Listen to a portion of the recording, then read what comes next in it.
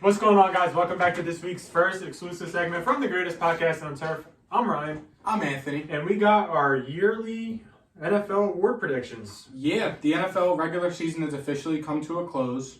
It's playoff time. These are regular season awards. Playoffs don't have a factor, but I don't care. Don't forget to like the video, subscribe to the channel. If you are new here, please subscribe. It means a lot. We're closing in on 500. Then we can start on the road to 1,000 and our 1,000 subscriber giveaway. So like, subscribe, and why don't you take the MVP? I guess we're starting out with top dog. That's fine. I got Patrick Mahomes winning the MVP this season.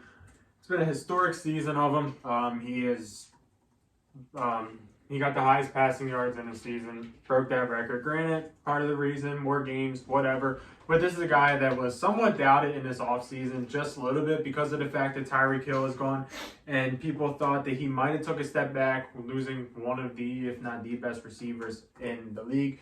And my man did the complete opposite. He led the Chiefs to the number 1 seed in the AFC. A very hard AFC. Yeah. And he had amazing stats: 41 touchdowns, 12 interceptions. Lost. I know he lost to the Bengals. I know he lost to the Bills. However, he did beat the Niners. Absolutely obliterated the Niners. Yeah. So this is a guy that he's the number 1 seed in the AFC. The other argument is Jalen Hurts, and I would have backed that if he didn't get hurt, unfortunately. Yeah. So it's really like he left us just a bad taste at the end of the season. If Jalen Hurts came out against the Giants and absolutely obliterated them, might make a little bit of a better cause, but Patrick Mahomes, it's just hard to deny him. Another argument against him is that they already gave him one, but they already gave Rodgers one and they gave him another two. So give me Pat Mahomes as the MVP this season. But no, I agree with that Mahomes take. When you're a quarterback and you lose, like Ryan said, if not the best, one of the best wide receivers in the NFL, you go out, break the passing yards record, throw 40-plus touchdowns, and I think that's MVP worthy and MVP caliber. So I went with Mahomes for MVP.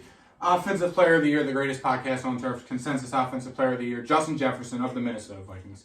He finished with a whopping 128 receptions for 1,800 yards and 8 touchdowns.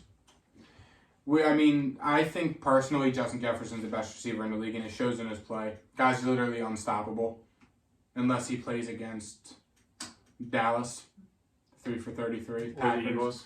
Jair held him to 1 for 15, and Eagles caught him too. Eagles held him. I remember the picture. It was like Jay Jettis in a stroller, and it had Diggs, Slay, and then they edited Jair there too. But Justin Jefferson, he's still one of the best, if not the best receivers in the NFL. He had an amazing, what was this? This is his 3rd season. He's been good every year he's been in the league, and this year he really kind of took that next step up. He was inching closer to Calvin Johnson's all-time season receiving record. I guess it's Cooper Kupp's now. He was inching close to the top receiving season all time. 8 touchdowns, 130 catches, and just a little bit above 1,800 yards.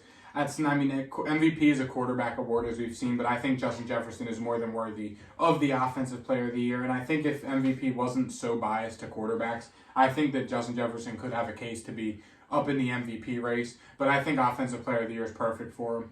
Yeah, it is biased to quarterbacks because quarterbacks are usually the most valuable to the team. But we can definitely argue that if you take away Kirk Cousins and keep Justin Jefferson, the record would be better than if you got rid of Justin Jefferson and kept Kirk Cousins. I think he is by far the only reason that the Vikings are a decent team because they're not good at football, period. Jumping to Defensive Player of the Year, we had a little disagreement here, but I'm not willing to argue it. I have 2 guys over your guy.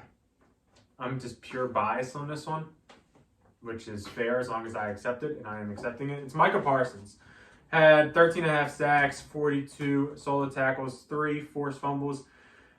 He doesn't put up the sack numbers that a Bosa will because he doesn't line up there as much as Bosa does. He covers over the field. He does everything for this Dallas Cowboy defense. Yeah, his stat sheet might not be as filled as these other 2 guys that he's going to mention, whoever they may be. But I think if you take Micah Parsons off his defense is one of the worst defenses in all football. Cowboys are very reliant on Micah Parsons covering people. He covers the sideline back and forth. He's one of the most dominant players in all of football. He's more than just a sack specialist. The guy is the best player on the field when the Dallas Cowboys are out there. He's the most valuable player on the Dallas Cowboys. And there is a chance this guy could be the best defensive player ever if he continues on the pace that he's on, because he is an absolute unit. Just if he got a couple more sacks, this wouldn't even be close. But, he does more things, so I'm looking into that also. Yeah. I think personally, it's going to be Nick Bosa that gets Defensive Player of the Year, 18.5 sacks, and guy is the betting favorite, so I think that's what it's turned for. But I had two other guys than Nick Bosa up there that I think should be getting more recognition. One guy, this is kind of biased, Matthew Judon, had 15.5 sacks on 60 tackles on the season so far on the Patriots. Paid out to be a really good signing. Yeah, in the time I remember you kind of thought we overpaid for him, but I think it kind of worked out. He also made Josh Uche look really good. Josh Uche had like 14.5 sacks, something like that. So Matt Judon kind of really turned the defense around. And this is just me kind of just wanting to, say some stupid shit? Yeah, focus on kind of the Jacksonville Jaguars. 184 tackles. That's really it. Almost 200 tackles for a middle linebacker is crazy. 184 tackles in the NFL season is crazy. So props to Foye Oluokun. Just wanted to say that. But yeah, I think Nick Bosa wins Defensive Player of the Year. We do not care. That's fair. I respect it. We'll jump to offense. We'll jump to the rookies now. Yeah. Starting with Offensive Rookie of the Year, I went my man Garrett Wilson. Now there is a couple arguments here, and I don't think I hate any of them because all these guys are pretty decent. If you want to go like Kenneth Walker, Garrett Wilson, Brock Purdy, whatever, Kenny Pickett, even you can make the argument for, and I wouldn't hate you for it. But I like Garrett Wilson this season. I mean, he hung up 1,100 yards. He had 3 different quarterbacks throwing the ball to him, and what was a shit show of an offense. Joe Flacco helped him out a pretty good bit. I'm not going to lie. Him and Joe Flacco were on fire there for a short period of time. But Zach Wilson is horrible at football. But no, he's going to make the veteran quarterbacks practice as a living hell when they bring one in. Yeah. I mean, whatever. And then you also have Mike White, who is not that good either. So you're talking about a guy who he was basically the only offense for this team. I mean, the Jets drafted really well this season because you could have gave it to Breece Hall if he stayed healthy. Yeah, absolutely. And then when Breece Hall got hurt, it was literally just Garrett Wilson. Mm-hmm. Elijah Moore just disappeared from the offense. And this guy was the only guy. He was forced into the number 1 role with a horrible quarterback. I remember I watched the game against the Jets, and they just kept throwing that ball to that man. I mean, he had a shit ton of targets this season. So his efficiency rates might not be the highest, but he is a really good receiver. He had 17 targets against Miami. He just kept throwing. And the final score was 9-6. Yeah. He's literally the only player on the Jets. So he's getting my respect, but I don't hate the other guys. I think Offensive Rookie of the Year is really close. Yeah, no, my Offensive Rookie of the Year, I went with Brock Purdy personally, who has a brother named Chubba Purdy. Sorry I threw that in there. But no, Brock Purdy, I mean, yes, he only started 6 games. He played in 7. He only started 6. But just the fact that coming in, yes, the 49ers team is very good around him, but in over 6 games, 13 touchdowns, 4 interceptions with a 107 QBR and almost 1,400 yards. I mean, just to do that as the third-string quarterback, as Mr. Irrelevant, after how much, I guess, adversity that the 49ers quarterback room has faced in terms of injuries and what the hell are we going to do. And I think this just shakes up the quarterback controversy even more. And I'm glad because we'll probably get at least an exclusive segment out of this 49ers quarterback controversy down the line. Yeah, right around start of preseason. Yeah, so I'm very thankful for that, just helping us with content. But no, I think Brock Purdy, I mean, yeah, Garrett Wilson, like Ryan said, there's a plethora of different guys that you could go with for this award. Like Ryan said, Garrett Wilson, Kenneth Walker, Breece before he got hurt, Brock Purdy, Kenny Smallhands. I mean, even Chris Olave had a sneaky good year. So, I mean, there's a lot of guys. But I went with Brock Purdy personally. Yes, it does hurt, like I said, that he only did start 6 games. But in those 6 games, I feel as though he did do enough to kind of solidify his name in the discussion. So it's really not that far out there. Jumping over to Defensive Rookie of the Year. There's a couple guys here, too. At the start, I was on, like, the Brisker train, and then it kind of faded out a little bit. Now there's a couple guys. But I'm going to go ahead and pick Sauce Gardner here. He played against some of the best receivers and kind of held them to a respectable number. He did okay against Jamar Chase, Tyreek Hill, Justin Jefferson, Stephon Diggs, Mark Andrews. He did good against, a pretty good amount of them, held them to below their standard, and quarterbacks weren't throwing his way ever. I mean, I didn't watch a lot of Jets football, I can't lie. However, a lot of people put Sauce Gardner, he's already in the top, 5 talks in terms of corners. He's Pro Bowl this year, and there's a very solid chance that he's All Pro this year. So he's one of the guys that if you lock down a field in your rookie season, you need to be a serious contender for Rookie of the Year. So give me Sauce. Yeah, no, I mean, like Ryan said, Sauce is a great candidate. I think that again, he'll probably win it. I'm pretty sure he's the betting favorite also. But I mean, the other two guys that I that I think could win it over Sauce, I'll talk about them both real quick. The first guy is Aiden Hutchinson. I mean, yeah, he kind of had a quiet start to the year, but he finished with almost 10 sacks, 3 interceptions, and 52 tackles. I mean, yeah, it's not great, but as a rookie edge rusher coming in with 3 interceptions, 10 sacks, and 50 tackles, that's solid on a Lions team that has 0 presence on the defense at all. Yeah. So, I mean, props to him. And then on the contrary to Sauce Gardner, Tariq Woolen. I mean, Tariq Woolen, he led the league he was tied for the league with interceptions at 6. I mean, he played up against receivers.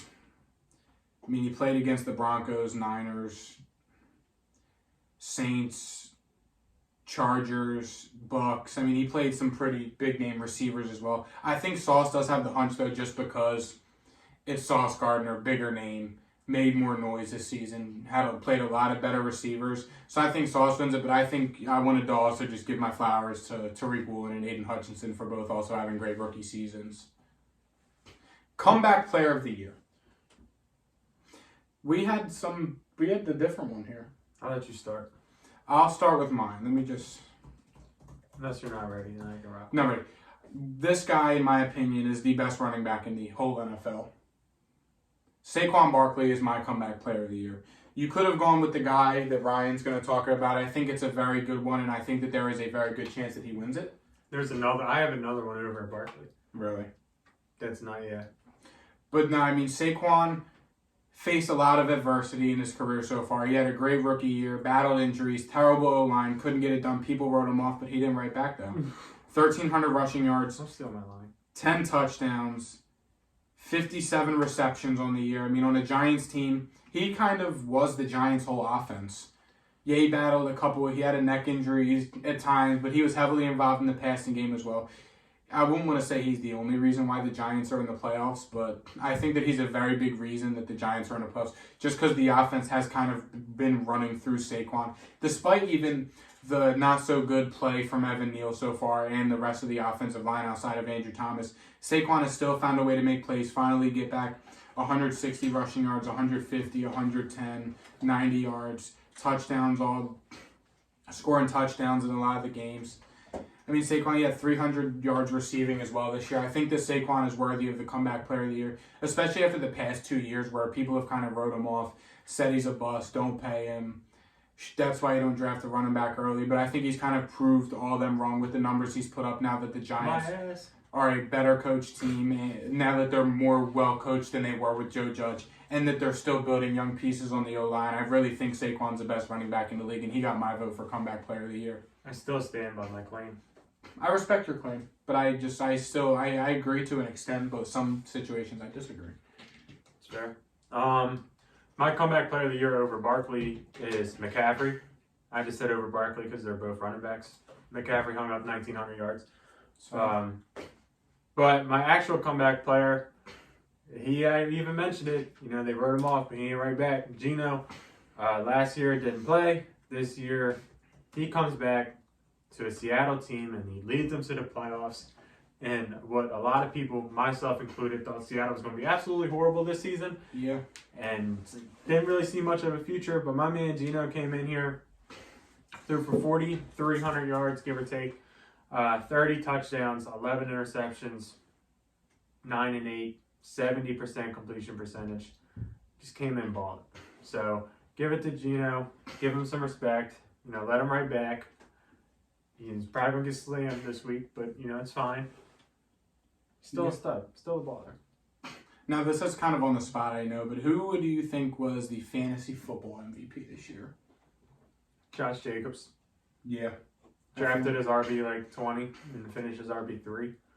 That was exactly who I was thinking, so I'm glad that Yeah. you said that. But yeah, no, and that's going to wrap this one Nope. up. Coach of the year. Coach of the year is right. Nick Sirianni is my coach of the year of the Philadelphia Eagles. Yeah, they fell off at the end. Well, they lose 2 of their final 3, but who cares? Jalen Hurts was out. Nick Sirianni, the Eagles, led the Eagles to a division title, to a conference championship. First round bye. Playoffs are going to run through Philly, which is going to end up biting the Bucs in the ass in the NFC Championship or whenever they play. I already know it's written. I got my Brady jersey on and all. But no, Nick Sirianni is my coach of the year, and I think that there is a few other candidates that this could be, especially the guy who's going to talk about. I think he's the next closest. But I think it's going to go to Nick Sirianni. I mean, what he did with the Eagles in the year, Harry Roseman helped them out a lot. They drafted very, very well. Bought in stars, got James Bradbury, built the offense around Jalen Hurts, really got the offense going, got A.J. Brown in there, won a lot of games, didn't lose much, played amazing football in most of the games. So I went with Nick Sirianni of the Philadelphia Eagles as my coach of the year. My coach of the year, I went with Mr. Brian Dabble. Why? Because he went to a 4-13 team, and he turned them into a 9-6 playoff team. And it's a team that not a lot of people want.